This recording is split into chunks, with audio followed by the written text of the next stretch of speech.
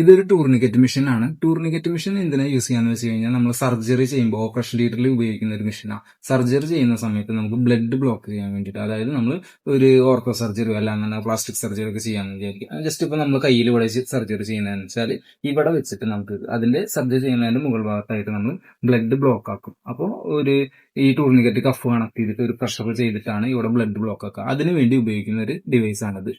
അപ്പോൾ ഇതിൽ എങ്ങനെയാന്ന് വെച്ച് കഴിഞ്ഞാൽ നമ്മൾ ഒരു പ്രഷർ നമുക്ക് സെറ്റ് ചെയ്യാൻ പറ്റും. ഇത്ര സമയം നമുക്ക് ആ പ്രഷർ മെയിൻറ്റെയിൻ ചെയ്യണം, അങ്ങനെയൊക്കെ നമുക്ക് ഇതിൽ സെറ്റ് ചെയ്യാൻ പറ്റും.